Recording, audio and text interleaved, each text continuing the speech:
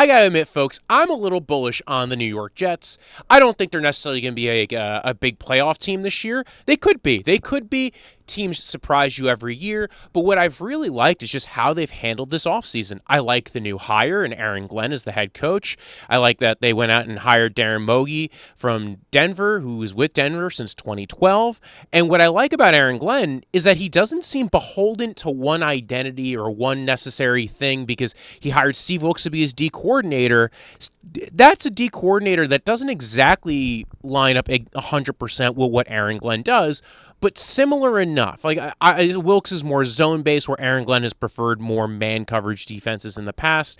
And not that Wilks has never, obviously every team tends to utilize both man and zone concepts, but that Wilks was very specific in how he utilized man concepts, usually only when he was blitzing, whereas Aaron Glenn might be a little bit more versatile with those concepts. What I really like, though, about Aaron Glenn's hirings has also been for his offensive staff, and more specifically Tanner Engstrand, who he brought with him from Detroit. He was the pass game coordinator there, which is usually kind of like a high up position nowadays in the NFL, as far as like your second OC or your OC in waiting. It seems like he's now moved over to the Jets. He was kind of considered the replacement to Ben Johnson in Detroit, and now he moved over with Aaron Glenn and came along with Scott Turner, who he brought in as their pass game coordinator and senior assistant. Now, the thing with Scott Turner was he ran some pretty interesting and efficient offenses with not great quarterbacks while he was with both the Panthers and the Commanders, and even called plays for the Raiders at the end of last year. So I'm kind of liking the experience you're bringing in with Scott Turner, who's the son of Norv Turner, and what you have in Tanner Engstrand, who was a very intricate part of developing the pass game offense with Detroit. With Ben Johnson, and you look at their O-line coach Steve Heiden. I think that's the one area where I'm intrigued, right? Former tight ends coach for Detroit.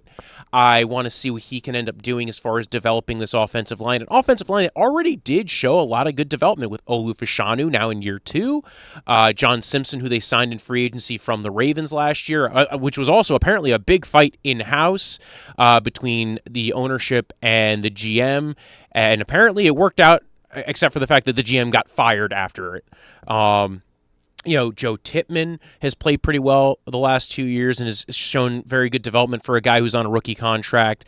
And then you also have the last year of Elijah Vera Tucker for the Jets. Maybe they extend him depending if he could play healthy and how well he plays this year. And again, another move I really liked by the Jets is drafting Armand Membu, right tackle out of Ole Miss. I thought he was a great signing, a great draft signing to pair with the rest of this O-line, because I think you could have something really special with this offensive line, especially with two very athletic tackles, some very high-end guards who have proven to play pretty well. I like what they've done right now with this offensive line and how it looks like it's going to be going forward. They even brought in some good depth pieces with Chukwuma Okafor and Josh Myers from the Packers. And Okafor had some experience playing for the Steelers and even, I think, for the Patriots last year. Although I don't think he really played much for the Patriots, which is weird enough. But yeah, so you have an offensive line room that has a lot of good depth to it. Max Mitchell has gotten some playing time. You have a right tackle in Armand Membu, who doesn't have necessarily the playing time, but has the athletic profile of somebody who's really intriguing for a right tackle, and I think shows that might be able to be able to adapt very early on in the NFL. What I like more about like the rest of this team and some of the stuff they did in free agency is I loved the Justin Fields signing. It has a very, like, the thing with Aaron Glenn is he's reminding me a lot of Rex Ryan when he joined the Bills staff, when he was the head coach for the Bills leaving the Jets.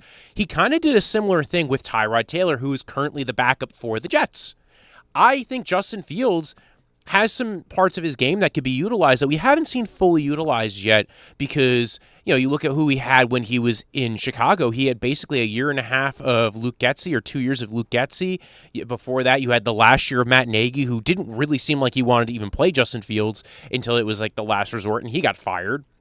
So, you look at Justin Fields' career, and he was with Arthur Smith last year in Pittsburgh, but the job was already promised to Russell Wilson to be the starter, basically. They made the ruling that, like, hey, like, when Russell comes back, he's going to be the starter. He has that job. And I think Fields picked the Jets because he kind of felt slighted about that from the Steelers and wanted to rejoin his old Ohio State castmate, Garrett Wilson, who just got a major extension. And I think that's some of the stuff that I'm very excited about with this team, with the Jets. I really like the athleticism of Justin Fields. I get he doesn't do everything you want, but he's exciting. I think he's exciting. I think there's some excitement to be had with the Jets, that you could do something a little different with Justin Fields, being able to utilize his athleticism, this offensive line that looks like it could possibly be a strength for this offense going forward. Garrett Wilson, who could be a key cog in a major offense, and again, I think is a very good receiver. And then you also look at the running back room, where I think they have several running backs here who would start for other teams.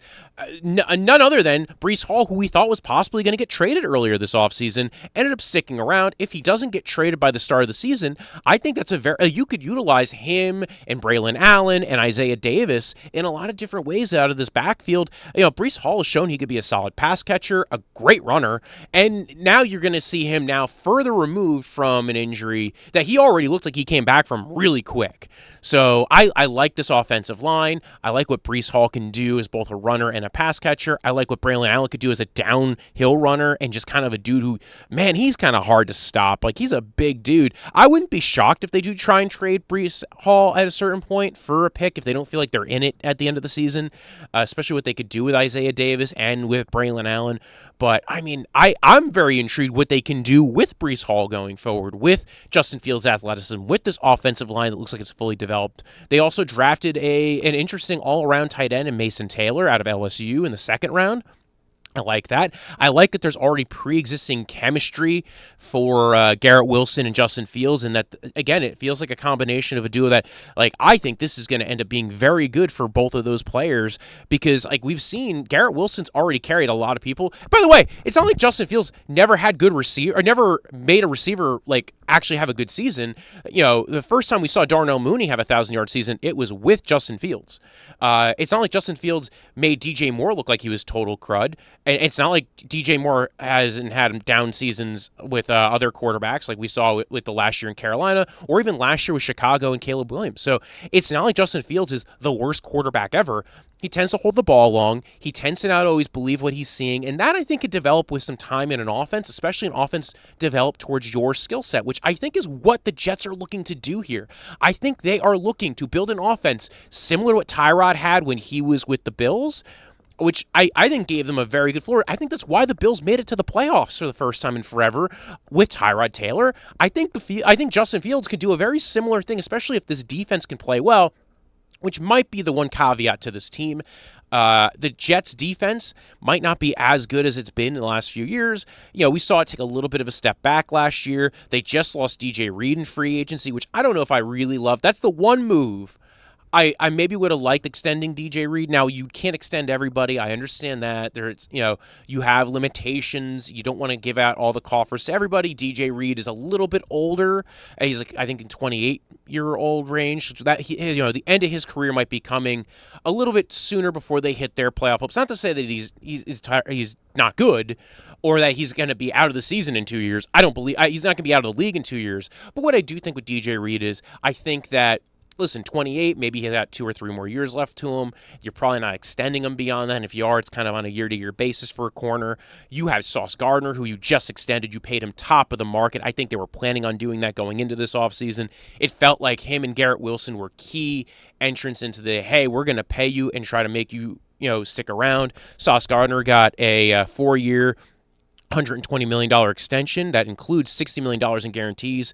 So, again, they already had him under contract for the next 2 years, and they're extending him now. They are locking him up for as long as they can. And honestly, even though he's the top of the market right now, by the time they're paying that contract, I think they're already ahead on that deal. So I like that move. Same thing with Garrett Wilson. I think Garrett Wilson's contract, you're looking at a 4-year, $130 million extension, $90 million in guarantees, and he's locked up through 2030. You have control of these guys basically for the next 5 years. I love that for this team. I like what the Jets are doing. They're being ahead on guys who this administration did not have any hand in drafting, by the way, but they are retaining talent.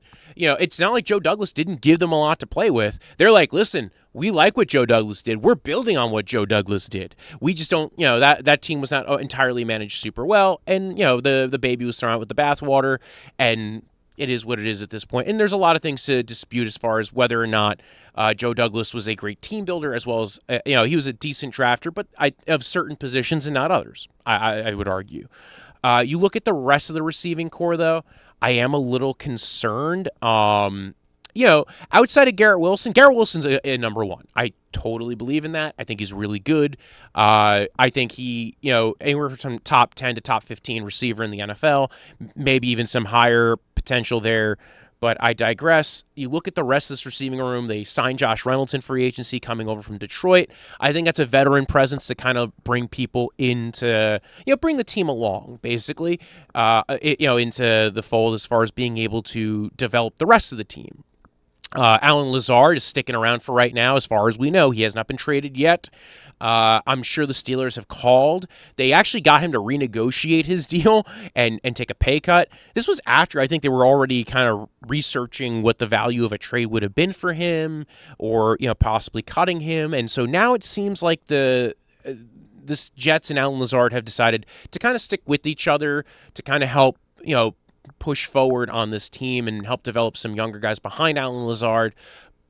But again, we don't know. It could be that they really like some of the younger guys who are developing behind Lazard and Reynolds, and they try to get rid of one or two of those dudes going into the season. I don't foresee that because, as some of the other guys who happen to be on this receiving core, guys who were drafted in the last year or two, I don't know if anybody's super high on them. I know a lot of people were Malachi Corley fans. I was not one of those people. My friend Jesse was, and we've had conversations about how this offseason's gone, and we both really liked this offseason for the Jets. And they kind of followed both of our plans as far as what we were talking about personally as to what they should do with this offseason. So, again, maybe I'm just kind of patting my own back here by rooting for what the Jets have been doing, but it's what I probably would have done. I probably would have went out and made a competitive offer to Justin Fields. Again, it's still backup level money. It's high-end backup, low-end starter money, but Justin Fields felt like a good signing for me, for the Jets, because what other options did you have at quarterback? You weren't bringing back Aaron Rodgers. It didn't feel like he was a fit for the locker room. It didn't feel like they wanted to commit to that any longer. You look at the other quarterbacks who are out there. They weren't going to get Sam Darnold to come back to the Jets. Maybe Gardner Minshew. Is that better than, maybe the high upside of Justin Fields? I don't think so. Clearly the Raiders didn't want to keep working with him. And again, two guys who kind of got, beat up by Luke Getsy. Luke Getsy got fired midseason last year by the Raiders. So, again, another thing to tell you about Justin Fields, he hasn't always had the best situation around him. And I kind of am more intrigued by what Tanner Engstrand's going to bring in for the Detroit Lions. Some pre-snap motion, some play action, some RPOs, getting guys on the move, getting guys in space, utilizing players to their strengths, getting Garrett Wilson singled up on a one-on-one and trying to make the reads easier and utilizing Fields' athleticism to split those coverages. Because again, with Fields on the field, you now have an 11, you have 11 guys on you could play some pretty fun football with Justin Fields on the field is what I'm saying. And again, Scott Turner, some very good familiarity with mobile quarterbacks as well from his time with both the Commanders and with the Panthers. Although I don't think, not since Cam Newton has he had one this athletic. So I digress. I don't even know how much time he spent with Cam Newton, more as a QB coach, less as I don't know how long he had him as an OC necessarily as a play caller. Let's move on. Again, some of the remaining pieces like Malachi Corley, I'm not a huge fan of, but there's been a lot of talk about Arian Smith coming out of training camp, OTAs, mini camp, all this stuff. That, if his hands show better, again, his hands have been pretty good in camp. His hands in college were not good. And that's maybe one of the concerns. Is this guy who is a big dude, speedster, kind of the size, speed, round four guy who maybe a lot of people didn't think was going to go in round four. I didn't hate him in round 4. Like, you have some of those dudes, it's like, oh, well, why do you have to go here? Because, again, like, the athletic profile was there. Like, if he hits for a round 4 guy, it's not that big of a deal. Even if he only turns into a role player like a Marquise Valdez-Scantling, I think Arian Smith was not a bad draft pick. I was hoping they would take one of the higher dudes, maybe in the 3rd round. Like, again, I was a big Jalen Knoll fan. And I thought I think he was still available by the time they had their 3rd round pick. So I was a little bit more interested in taking a guy like that in the 3rd round than I was Arian Smith in the 4th round. But I didn't hate the Arian Smith draft pick, even if he turns into nothing. Round 4 is kind of like a 25% hit marker at this point. It's still higher than 5th round, but it's lower than your first 2-round picks. So I'm kind of intrigued to see what Arian Smith turns into, the former Georgia wide receiver. The rest of the receiving core, it's guys who've been there for a while, Gibson and a few other dudes. I'm not overly excited for the receiving core necessarily at this moment. I was hoping maybe they would sign somebody. I was hoping, again, like maybe they would draft somebody in the 2nd or 3rd round, because I think they needed some more receiving help to go along with this team. Now, I do think Mason Taylor is going to be a big part of this receiving core. Granted, the tight end, it seems like they have a lot of good things to say about him coming out of rookie minicamp and OTAs and mandatory minicamp. A lot more than the coaching staff did of Jeremy Rucker this year. Seems like they were a little bit more tough on him, to say the least. So, again, I look at this tight end room, and maybe they're going to play an intricate part of the pass catching as well. The running back room, like I said, kind of one of the better running back rooms in the NFL right now. And offensive line, I mean, this offensive line has the potential over the next 2 years, especially if they keep a lot of these pieces going forward, to be a very potent offensive line, to be maybe one of the top 10 offensive lines in the league, depending on how much they decide to invest and reinvest back into it and keep guys going forward. I like this team a lot on offense. But, again, receiving room, a little bit more to be desired outside of Garrett Wilson.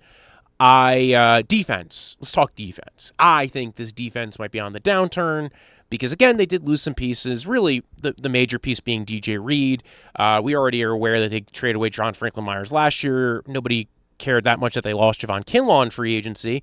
But they didn't really add much to this team, and they have a lot of pieces like Jermaine Johnson, who's coming off a torn Achilles, Will McDonald, who you're expecting to take a leap year 3 and did play very well last year as a pass rusher. But like when you look at the starters on this D-line, maybe you were hoping another D tackle to go along with Quinnen Williams to eat up some of the blocks. And they did sign Derek Nottie, and they have some pieces there like Byron Cowart. I'm not super excited, but like again, as long as you have Quinnen Williams and Sauce Gardner, I think you have 2 very good pieces that, defenses could be built around, right? Like, there are defenses out there who have way worse pieces who do not have a Quinnen Williams and a Sauce Gardner, and that's what I really like about this team. I also love the Andre Sisco signing. I was a big fan of that. I think that was, I think he can turn into a very solid safety for them, and if they find the right role for him to play for this team, he could end up being a value signing in free agency. You look at Mike Clemens, who's the in-house replacement to John Franklin Myers last year. He didn't really play to the level I think they thought he was going to be when they thought he was replacing John Franklin Myers. But I don't think it's like, again, as a rotational guy, as a guy who's going to be part of a bunch of defensive ends. They brought back Jamin Davis. They re-signed him to be, I guess, an edge rushing complement, part of the rotation to see if he can continue developing as an edge rusher where he didn't really succeed as a linebacker, or maybe they want to stick him back at linebacker again. Who knows? Florida State, Azariah Thomas was drafted in the 3rd round by them at the 73rd pick.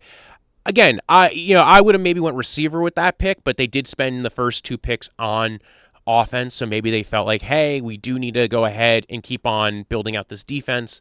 And I don't mind day 2 picks on corner. I've said this before. I think that's the sweet spot for corners, day 2 on corner and safety. So, Azariah Thomas and Brandon Stevens can probably compete for the corner spot outside of Sauce Gardner. And Isaiah Oliver has played well at slot corner and has primarily been a slot corner the last few years of his career, but has played pretty solid as a slot corner. They also have 5th-round pick Quantez Stiggers, who came out last year in the draft. So they have a lot of pieces here that I think they could be a very decent defense. I think they're about a year away from being a great defense. I thought there were some options in this draft that could have turned them, maybe turn the clock forward for them on defense. They didn't do that. They decided to kind of focus more on offense, which I'm totally fine with. If you're going to have a strength, build upon a strength, and at least now they pretty much have the starting five of the offensive line figured out, along with some solid depth. The D-line, again, you have good pieces with McDonald, possibly with Jermaine Johnson coming back from the Achilles, and you have Quinnen Williams, who I think, again, and nobody's going to hate you for keeping Quinnen Williams happy, and also the linebacking core is pretty solid with Quincy Williams and Jermaine Sherwood, who they extended going into the offseason. So they've managed to keep a lot of their guys in-house. They've made an effort to go make sure that their guys are going to be happy, the ones like that they've tried to retain or are looking to retain going forward, like, again, Garrett Wilson and Sauce Gardner. So it seems like there is a plan, there is an identity that they are looking to go to. I'm excited a little bit for the future of the Jets. Now, I don't know how I necessarily feel beyond this year because we haven't seen them play. We don't know how Justin Fields is going to be. But I think there's reasons to be kind of excited going forward. I like Justin Fields going to the Jets. I like this offensive line. I like Garrett Wilson. I like Breece Hall. And I like a lot. I like Isaiah Davis and Braylon Allen. So, like the rest of the receiving room is okay. Like it's a lot of guys who there's nobody else I really feel special about in that receiving room. But like I said before, Arian Smith could shock me. He could shock everybody. He could shock everybody and turn into something that nobody was expecting. I think that might be a year or two away, but, it could happen. There's guys who you're always shocked by. Maybe we get to see finally a development from Malachi Corley. That was one of those guys I was not as impressed by as others were. I know he was called the Yak God coming out, but I digress. Beyond that, I don't think there was anything particular that I mean, again, I think moving on from Aaron Rodgers was smart. Devontae Adams was smart. C.J. Mosley was smart. They're getting younger. This is a rebuild. They're in step one of the rebuild. They're building up their identity, and it certainly seems like this identity is very similar to what the Detroit Lions had. I think Justin Fields' personality matches what they want to be going forward, and I just kind of intrigued. I'm excited. I am intrigued by what the future of the Jets holds because it kind of does remind me of, yes, I understand that it didn't last long, but the Bills were kind of excited that first year after coming back with Rex Ryan. And then even when they got rid of Rex Ryan and they brought in Brandon Beane and Sean McDermott, they kept Tyrod around and they got to the playoffs the first year. So there are things to like about this team with a mobile quarterback who is athletic, who can, keep your guys going and maybe kind of, give you a different dynamic than what you were expecting. And over the next 2 years, maybe they rebuild this defense into an identity that fits what Aaron Glenn wants. So, yeah, Jets, I'm kind of excited. When I woke up this morning, I was feeling pretty dangerous about the past and about the future.